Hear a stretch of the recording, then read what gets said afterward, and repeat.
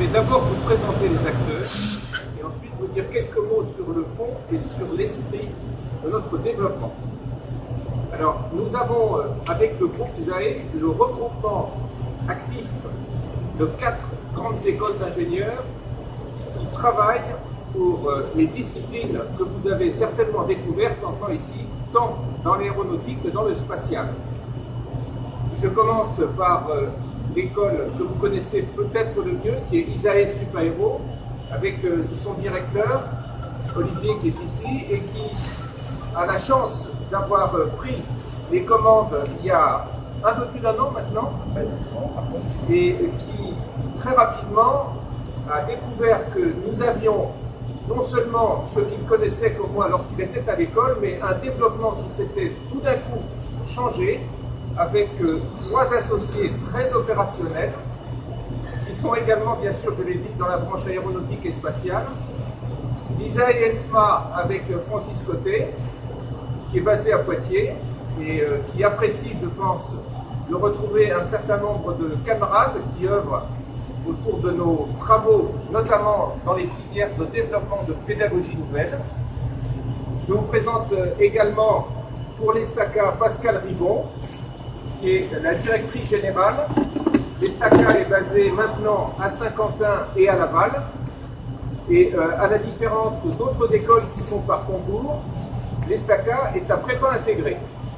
Et puis, vous aurez reconnu aussi les responsables de l'école de l'air, le général Paulet, basé bien sûr à Salon de Provence, parce que voyez-vous, lorsqu'on s'intéresse à l'aéronautique, il faut partir des avant-projets et aller jusqu'à l'utilisation opérationnelle des aéronefs.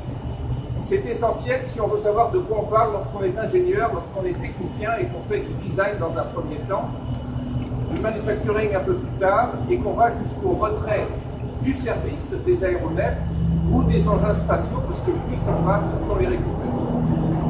Alors, pour la fondation, nous avons le président de la fondation ISAE Supaéro, Olivier Zarwati, qui a, dès qu'on l'a nommé, proposé pour nous accompagner, décidé de monter en première ligne, parce que toutes les écoles qui maintenant veulent se développer ont besoin de fondations au pluriel.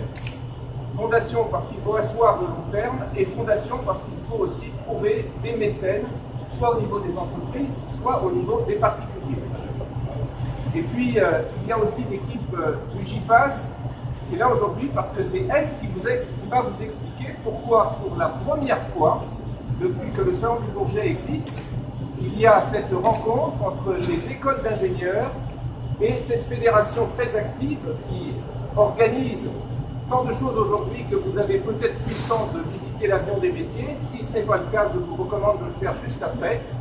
Et donc, Claude qui est ici a depuis très très longtemps eu des responsabilités au GIFAS dans le secteur, qui sont des affaires sociales, je dirais plus généralement, de faire grandir ceux qui ont des responsabilités, qu'ils soient dans la formation initiale ou qu'ils soient plus tard en formation continue.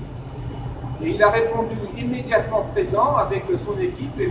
Dujarric qui est passé par ici, de l'autre côté, pour qu'on puisse construire un plan de long terme qui permette de développer le groupe ISAE au-delà d'une photographie d'un moment dans un salon.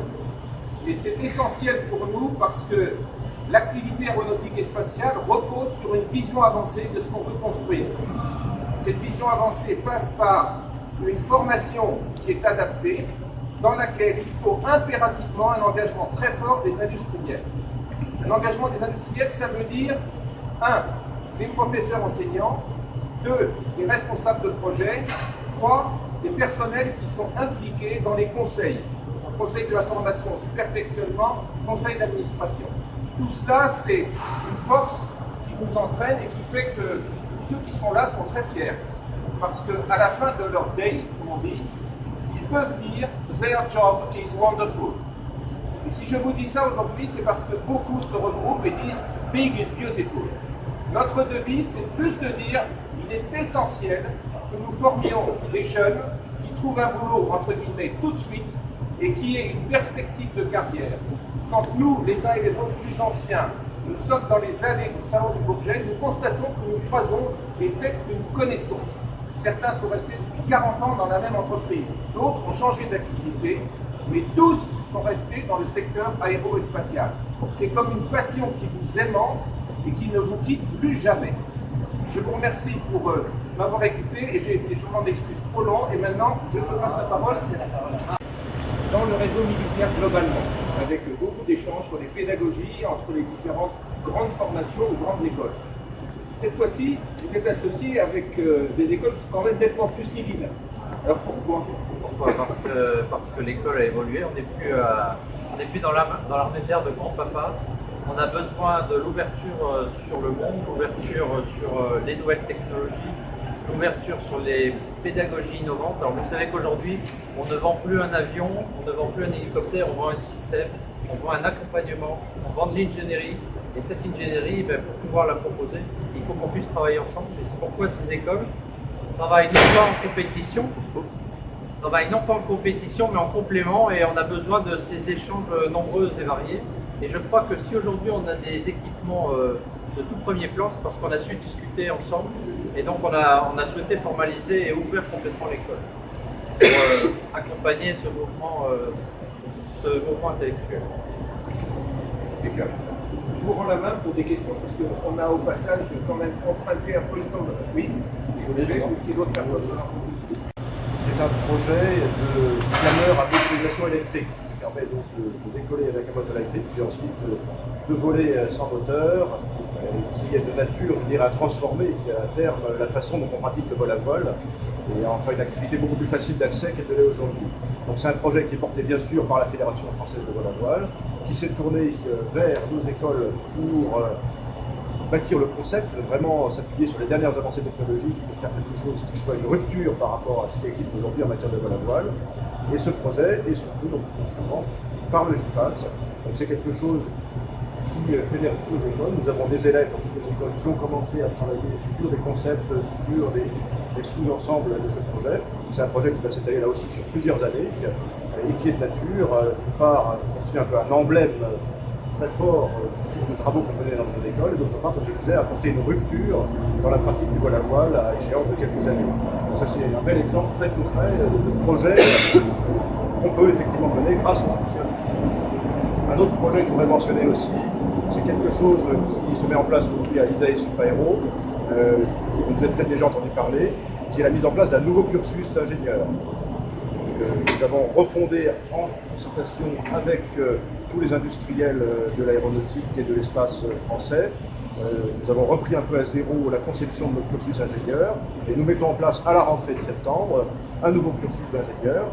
Et bien sûr, associé à la mise en place de ce nouveau cursus, il y a des frais assez significatifs d'investissement, puis également des développements pédagogiques nouveaux. On investit également dans le domaine numérique, par exemple, et tout ça est soutenu également par le GIFAS, qui nous permet donc de progresser et d'offrir toujours de meilleures formations à nos ingénieurs, de manière à mieux satisfaire ensuite les besoins des ingénieurs. C'est vraiment une panoplie assez large d'actions qui sont menées.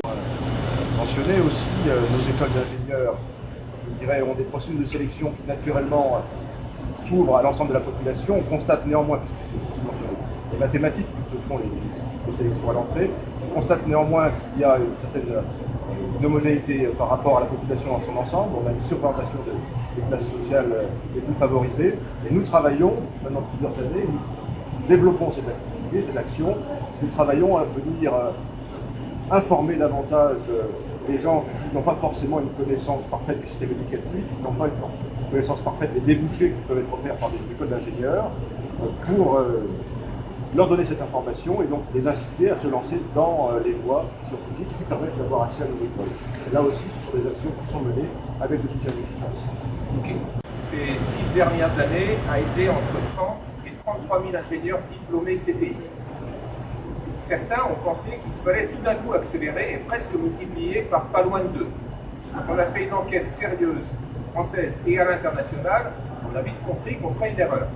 Par contre, il est certain qu'on doit avoir une croissance raisonnable et lente, de l'ordre de grandeur que je vous donne, de 5 à 10% chaque année en fonction des évolutions du marché, bien entendu, en gardant l'idée que lorsqu'on embauche des ingénieurs, on se doit d'avoir une haute qualité au niveau des formations avec un processus rigoureux de sélection.